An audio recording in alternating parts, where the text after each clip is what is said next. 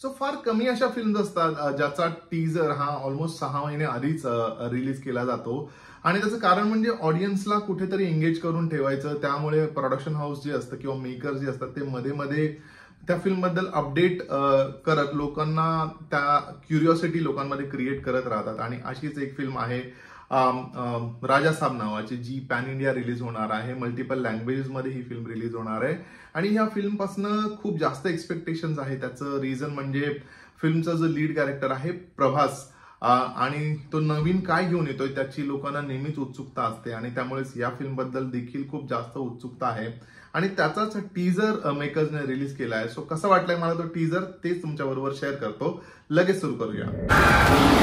Hello hello भाई, थोड़ा आराम से. अपनी लाइफ तो बस जैसी तैसी है. वेल, अजून एक फिल्म जी हॉरर कॉमेडी ह्या जॉनरामध्ये असणारी ही फिल्म आहे.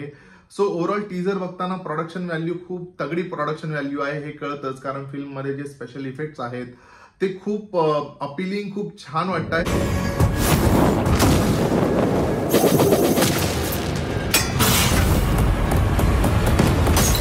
ऍट द सेम टाइम प्रभासचं जे कॅरेक्टर आहे, जे बोललं जात होतं की तो एका कॉमेडी रोल मध्ये असणार आहे किंवा ड्युअल रोल मध्ये असणार आहे, तर एक बाजू ही आता समोर आली आहे आणि याच्या आधी जो पोस्टर रिलीज केला होता त्याच्यामध्ये जो त्याचा अवतार होता तो त्याचा दुसरा रोल असणार आहे.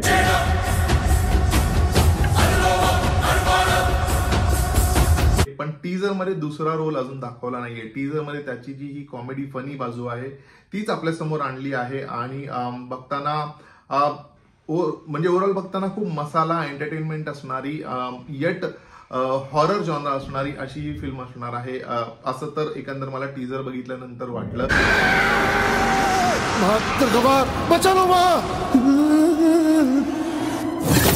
कोण आहेत टीजर मध्ये आपल्याला जे दिसत आहेत ते या फिल्म मध्ये संजय दत्त,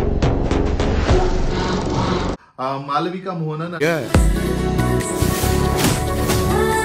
ऑफकोर्स प्रभास ह्या फिल्मचा जो लीड कॅरेक्टर आहे तो आहे.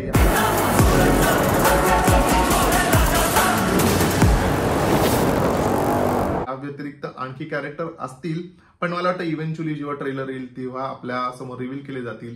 बट फर्स्ट ग्लान्स मध्ये किंवा ओव्हरऑल एक प्रॉमिसिंग फिल्म असेल असं मला वाटलं. हा टीजर बघितल्यानंतर, ट्रेलर बघितल्यानंतर पिक्चर अजून क्लिअर होईल.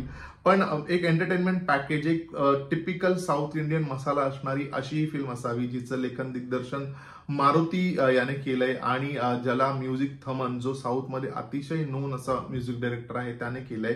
त्यामुळे ओव्हरऑल एक चांगलं पॅकेज, एक चांगलं प्रॉडक्ट, एक चांगली फिल्म आपल्या भेटीला येणार आहे असं मी म्हणू शकतो.